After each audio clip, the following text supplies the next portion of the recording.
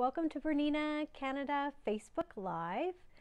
I'm your hostess, Adrienne Gallagher, educator at BERNINA Canada. I can't believe it's Thursday again. I had so much fun last week. I can't believe we get to do it again so soon. So welcome everyone.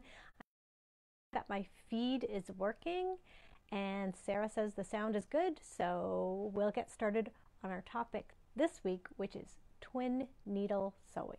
Hang on. Let's see who's here today. Oh, I'm live. That's great. And I can see the comments. Hey, Paul, how are you doing? I hope Ottawa is treating you well today.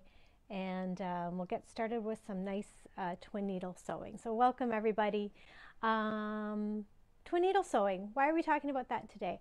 I want to show you some ways that you can set up your machine and have it work really well for you.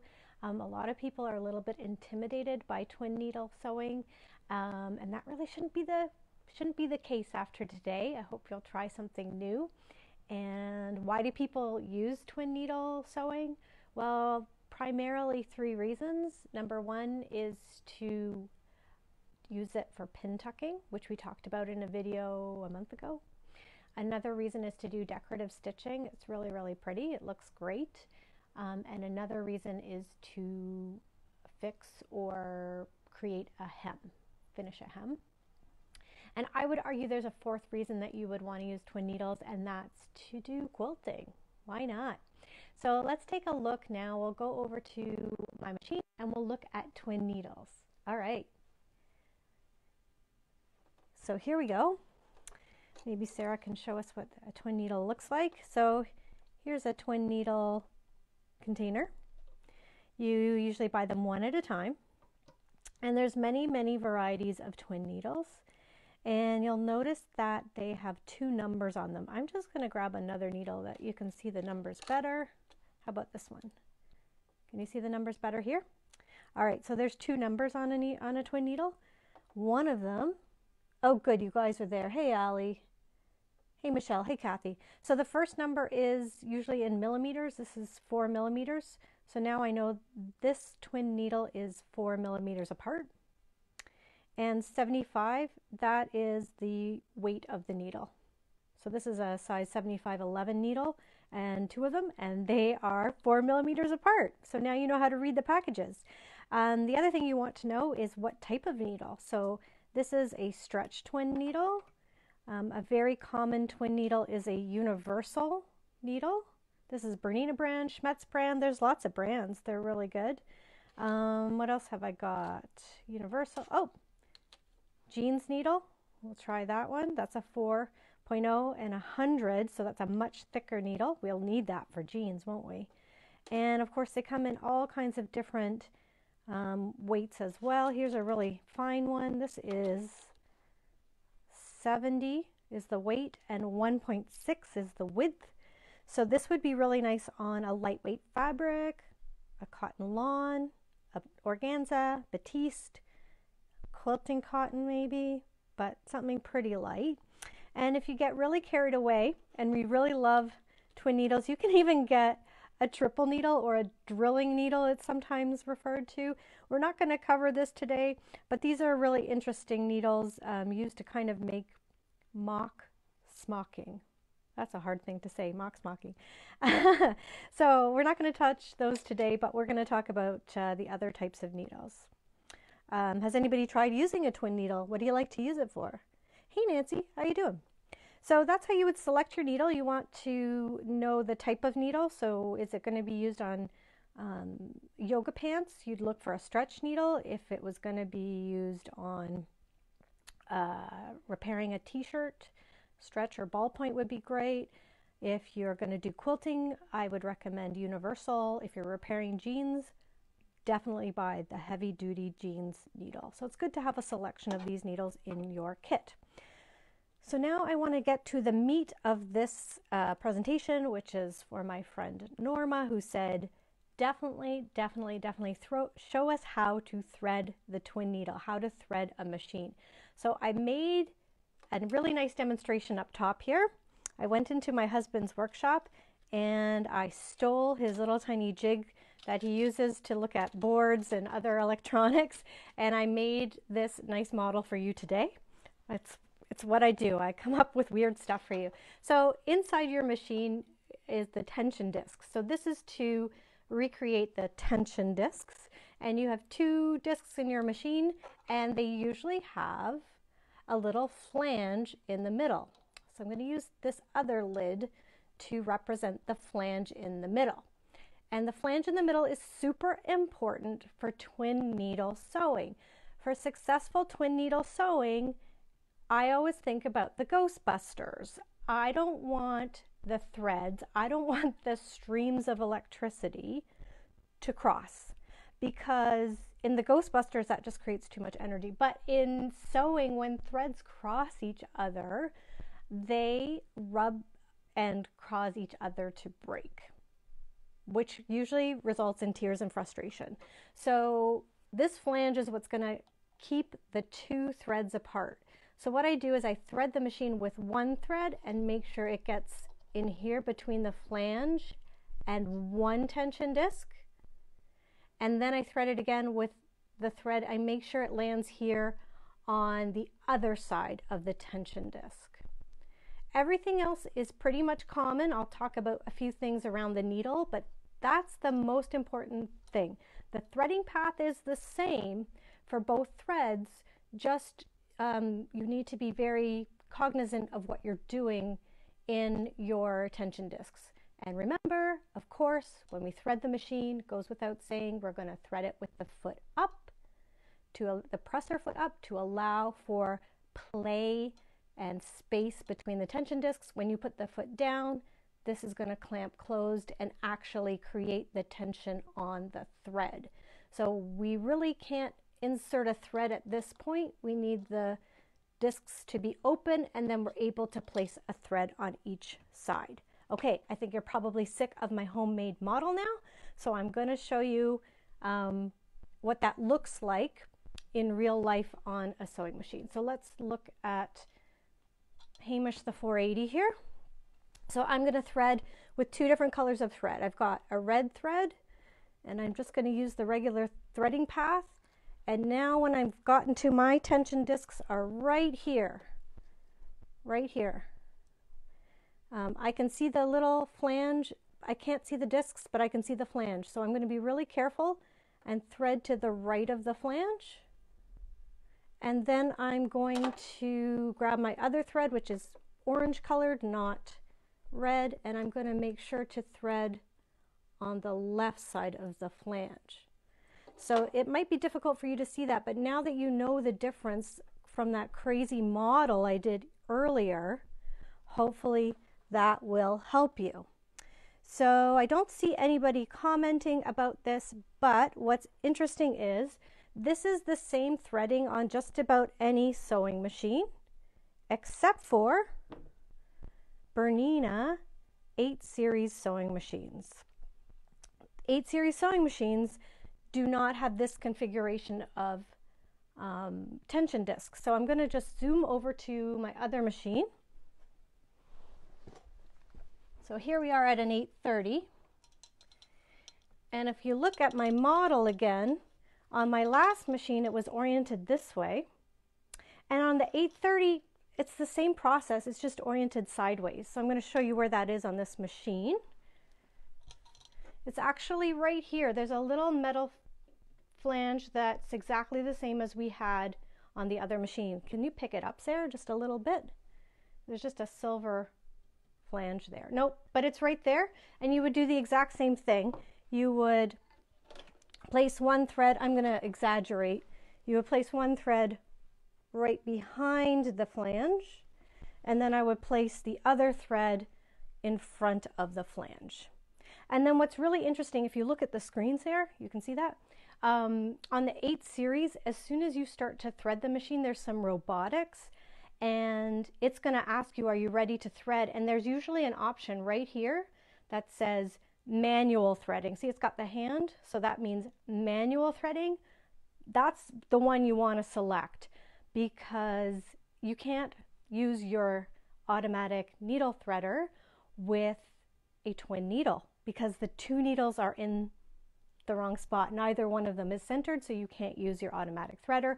So you would select manual threading and complete your threading and hit OK, and you would thread your 8th series that way.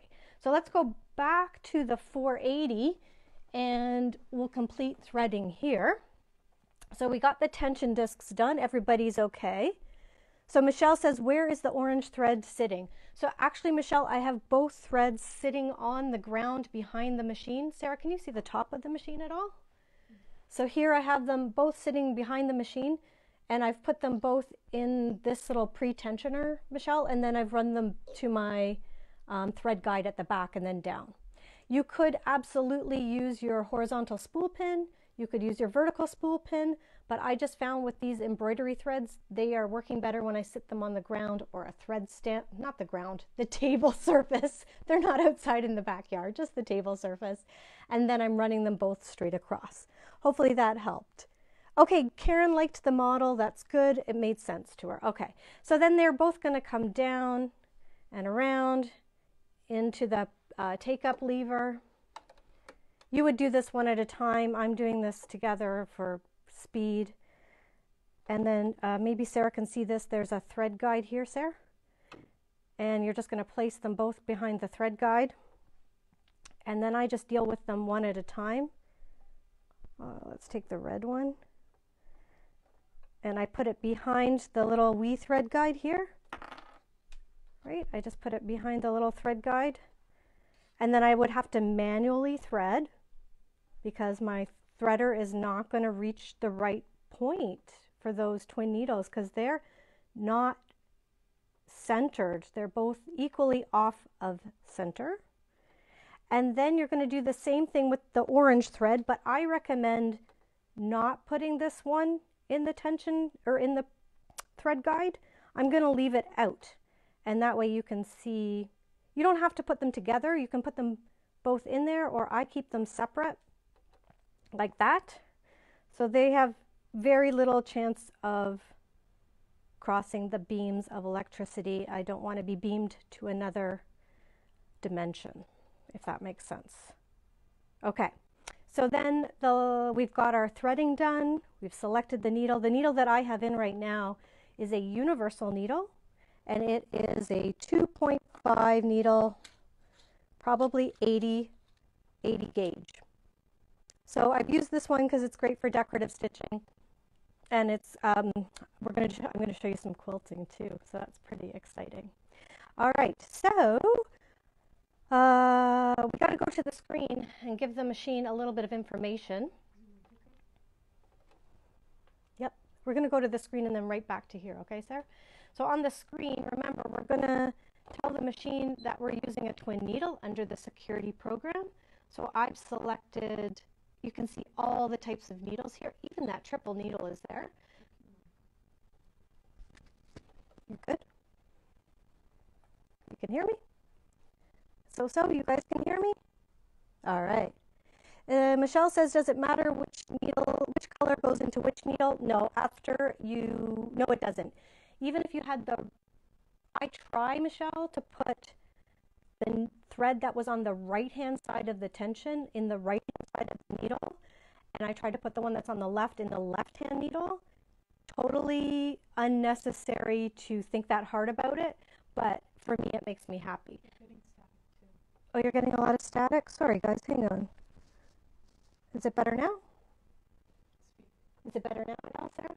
No, there's a lot of static. Hang on one second. I think it's just maybe my clothing touching the mic, so I'll just hold it to the side. All right, so this must be some interference when I turn around. What do you think, Sarah? It's bad there too. All right, hang on, let me just move this off. Is it any better now? Much worse?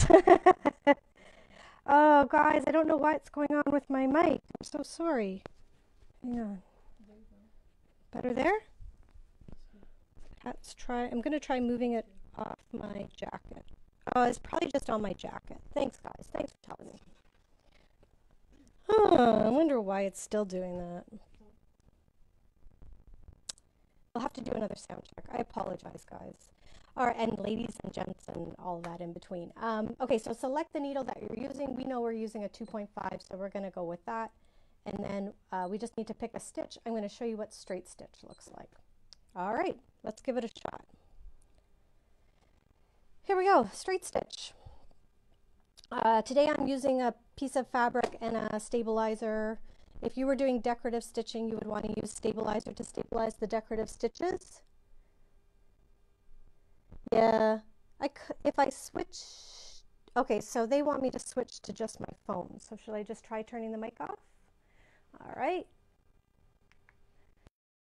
Can you hear me from now? All right, sounds like you guys can hear me better if I turn off the mic. Okay, great. So, straight stitch, you're going to use this to make a pin tuck, or you could use this to hem something, or you could use it as a decorative element. So I'll show you what straight stitch looks like, just to remind you.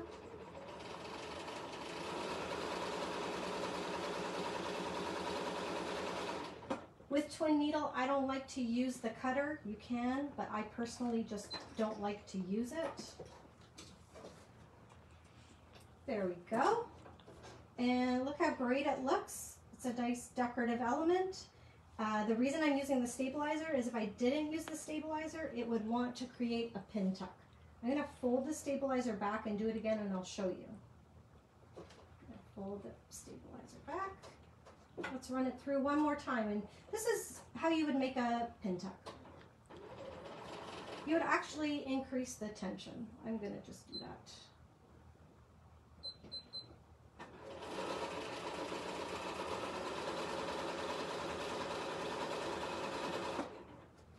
And we did a whole, this fabric is not great for this. We did a whole video on pin tucks, so you can revisit that video and you'll be able to see. So here's the pin tuck.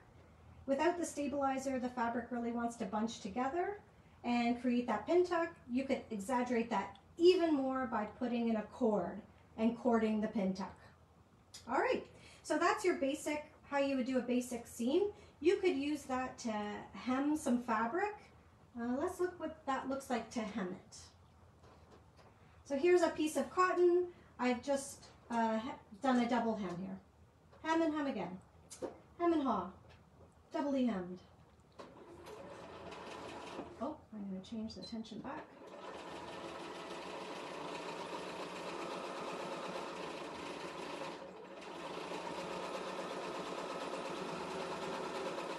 Great. There it is. So I've made a really nice decorative stitch, and I've hemmed my fabric at the same time. And on the back, you get a little bit of a zigzag. Looks kind of like that. You would probably use a bobbin thread with a similar color to the fabric, and it would match nicely. Yeah, okay, great. I'm glad you guys can hear me better, and it makes more sense. Okay, so what else do we use? So that's one reason we use that, is for hemming. What about knits? Knits would be great to use this technique because knits don't ravel, so I don't even really need to finish the edge. So I've just folded this knit over one time.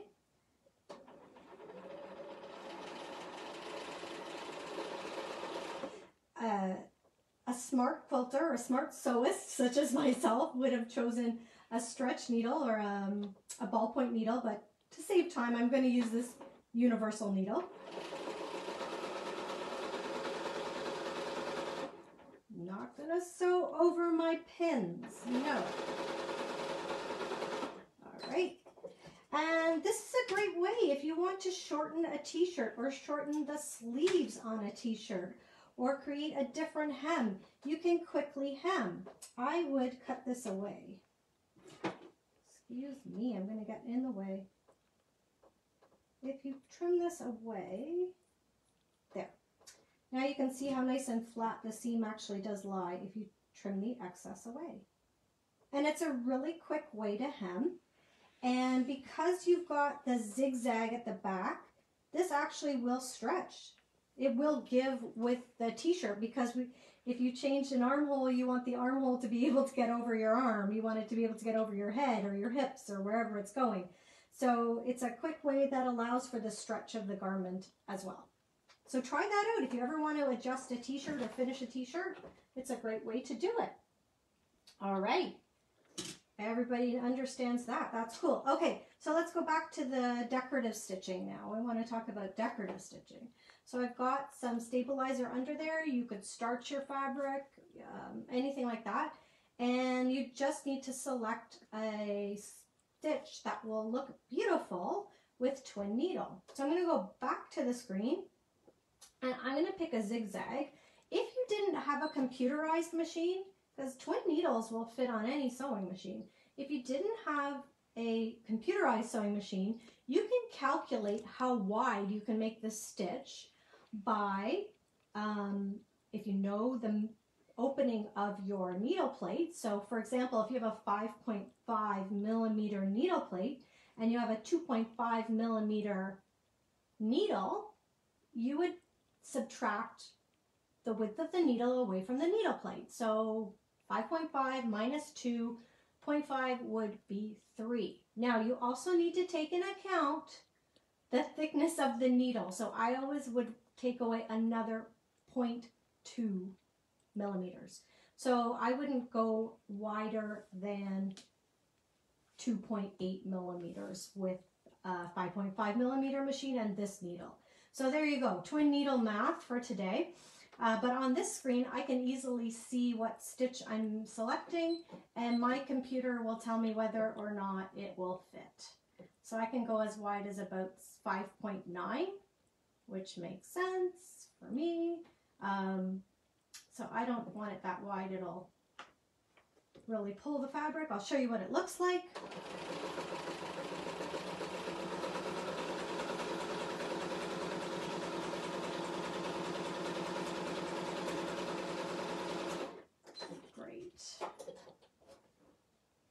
So you get amazing effects. You could use 2 different threads. You could use 2 threads the same and get different looks. Let's pick another stitch. I'm going to go into decorative stitches and I'm going to select something really funky. Let's try that. All kinds of stitches will work. I usually like to sew at a medium speed.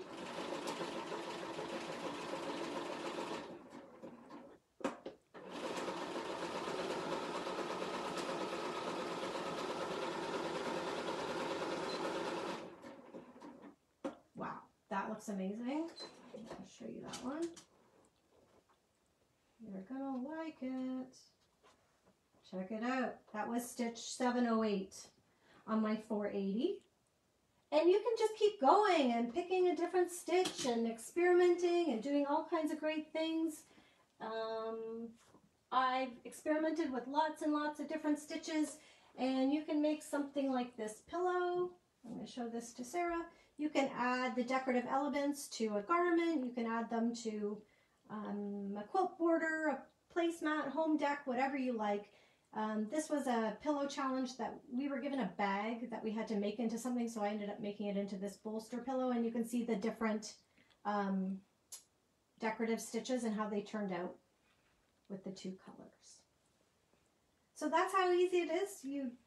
There's nothing to it. You just pick stitches, decorative stitches, like you do with any other project, but it looks at least twice as complicated because you added in the second color, which was really hard, right? You're going to tell your friends it was really, really hard. Okay, so now that we have it set up for twin needle, I'm going to set it up for twin needle quilting. Cool. All right, I'm going to remove this foot. And I'm going to add my BERNINA stitch regulator. She says with confidence, because it's here somewhere. There it is. All right.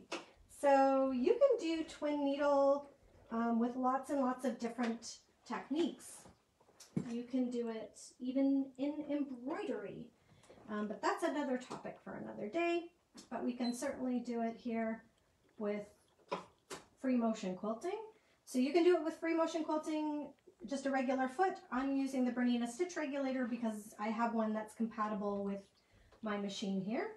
Created just a small quilt sample and it's ready to go. So I am going to lower my feed. Here we go. I lowered the feed dogs for free motion and now I'm ready to stitch. You could do needle down, needle up, and pull up your bobbin thread and all that stuff if you like to do that. There we go. Do a couple stitches to secure it.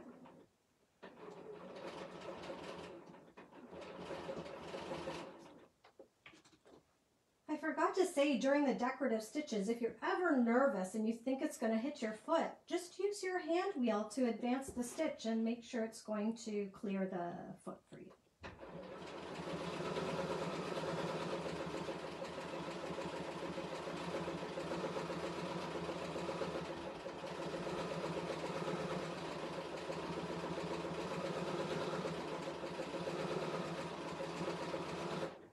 So you can kind of see the, ooh, I don't want to do that. Sorry.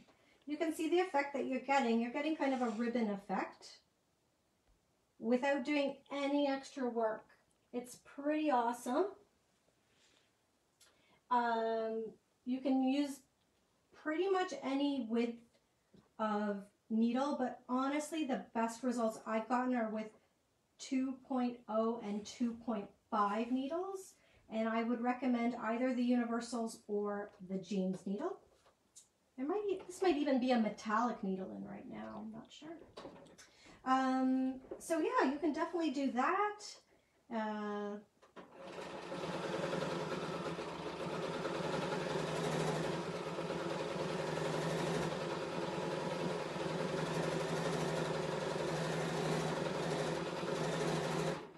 This doesn't have to be just for quilts. This could be for home deck, table runners, pillowcases. You could add twin needle quilting on a jacket collar, all kinds of great stuff. You have to be very careful not to pivot this while the needles are down because that just won't work with those two needles in there. It's got it quite secure.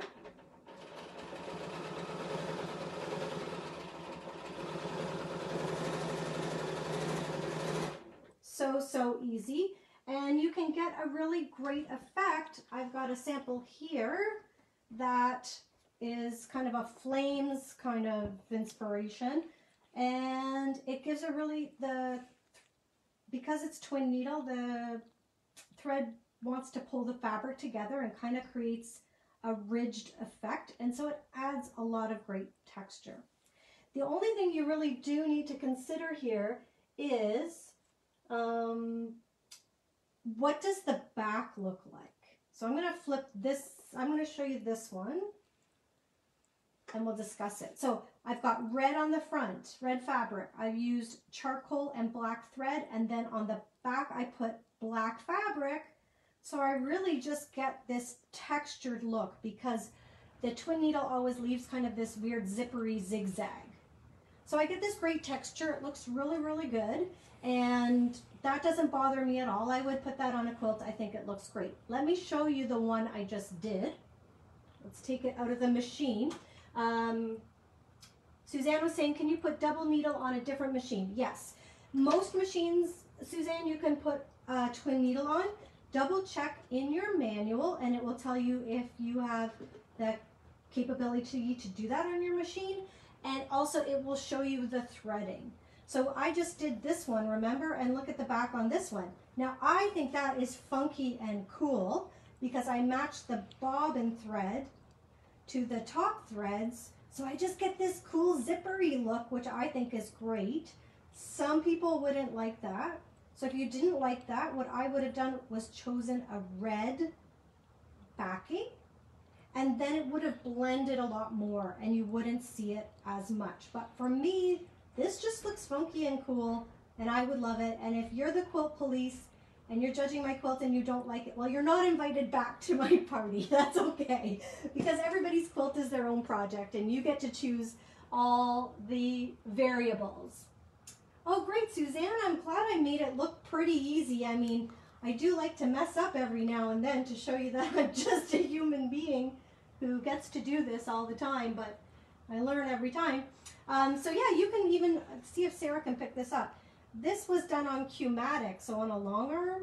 So this is a long arm example, the same design done in single needle, done with couching, done with twin needle. So this is very much the same effect you would get if you did this on an embroidery machine.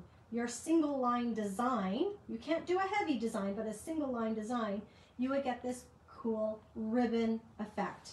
Now, if I was really smart, I would have tried to see if you can make 3D designs like this. Maybe if you use a red thread and a blue thread, maybe we can make those cool, funky 3D designs. There's something to play with this long weekend. Any other questions about twin needle? Kathy, you're amazing. You're great. Hey, Carol, glad you checked in with us. And hopefully everyone can hear me now. We're having some technical difficulties because I'm able to mess up just about anything. I'm going to show you one more trick and then it's time to go.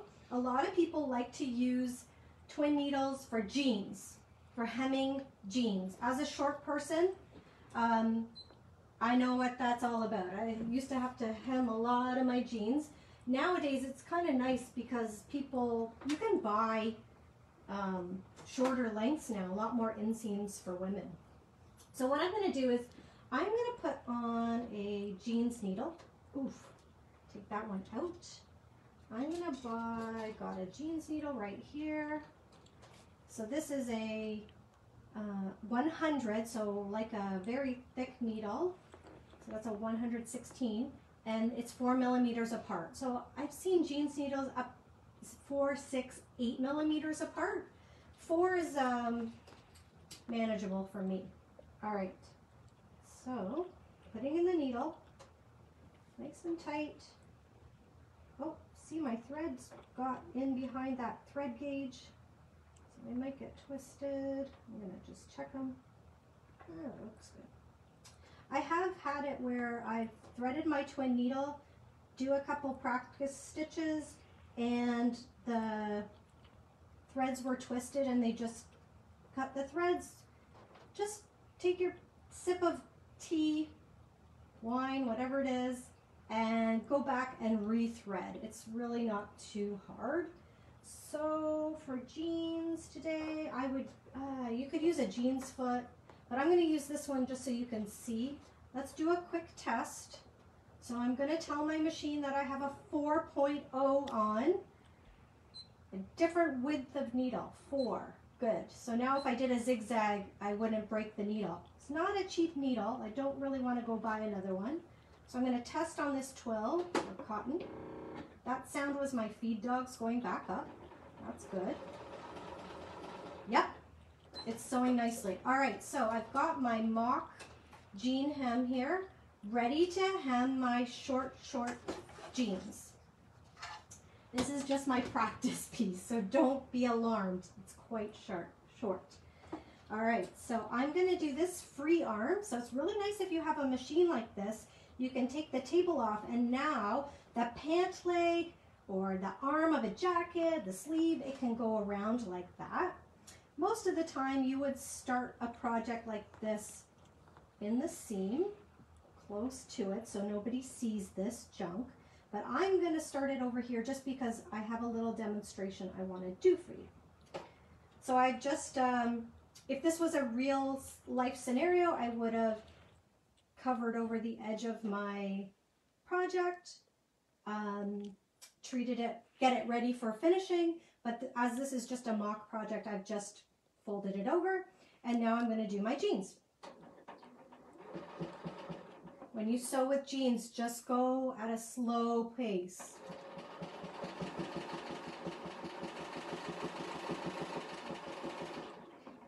This would have looked nicer if I had a longer stitch length. Okay, so this is the bonus information for today. Does anybody see the problem that's about to happen? We've got the 25 layers of jeans coming up. All right. So what normally happens here is the foot gets stuck, does a million stitches, you get frustrated, pull really hard on the jeans, and then it makes that huge honking mess of a stitch. Am I right? Am I preaching to the choir? Yeah, you know what I'm talking about. And I've lost my tool. I'm looking for my tool. Here it is. So here we are. This is what you need. You need your little height compensation tool. That's what we call it in Bernina, height compensation tool. Anybody else calls it a hump jumper. And what you need is, this foot is about to start going up the ski hill. And these feet are made for walking on flat ground, not on the hill. So I'm going to place the height compensation tool underneath the foot, and you can see it's more level now. And I'm just going to go stitch by stitch. I'm not worried about the needle hitting the height compensation tool because it's behind my foot. It's going to fall away. Now the hill is getting steeper, so I'm going to change it to 2 layers of hump jumper. Boom. And now the foot is much more flat. Off we go. Off we go. I know it's hard. That was 27 layers of fabric. Hamish is doing a workout today. He can do it. I'm going to do 1 or 2 more stitches. You got it, buddy. There we go. And now it's ready to sew again on its own. And I don't have that crazy up the hill, down the hill problem. When I first started sewing, I always had that a million tiny stitches, get really frustrated, push the fabric, get the huge toe catcher. So frustrating. So just knowing that trick saved me a lot of trouble. If you don't have a height compensation tool, you can buy a thing called a hump jumper or a jean jigger. They have the best names. Or you can just use a folded piece of fabric to put underneath your foot to make your foot level. But it's really, really important to make your foot level. I'll show you one more time. It's starting to go up the hill. So I'm going to grab that hump jumper. My hump jumper loves to run away. My goodness. All right, it's underneath the foot, holding it level. I go real slow because this is where you're going to break a needle. This is where you could break a needle. Nobody would do this, right? We would hide the seam here, the join here. But as it's just a demonstration, I'm just going to go stitch by stitch and try to line it up. Nailed it. And then we could go in reverse. And we have a successful hemming job. Hooray! I just hemmed some pants, guys. These are going to be some really short shorts. Check it out. But you see how easy that was? So that's how you can use your twin needle on jeans. That's how you get a great effect over the millions of layers that are at the seams. Go slow. Use your height compensation tool / hump jumper / jean jigger, and you'll have great success with your twin needle. All right. Kathy, you could definitely use your dual feed with this. Absolutely. It would work great too, but not everybody has dual feed, so I didn't show that. And of course, Linda, somebody asked me, Kathy said, if I use my jean foot, would it be easier? Yes, the jean foot doesn't have as much flex in the ankle, and it holds the jean better, and it doesn't flex up and down the hill as much. So you get great results with the jeans foot as well. Wow, you guys are amazing. We covered everything we needed to know and more about twin needles. You know how to set up your machine, you know how to select a needle, you know how to get the thread between the guides and everything. So I hope these were really helpful tips, and you can use your twin needles with confidence in any machine that you might have. If you have a Bernina, remember to use your security program to avoid breaking the needle. All right. Well, have a great week, guys. We'll see you next week with another exciting project.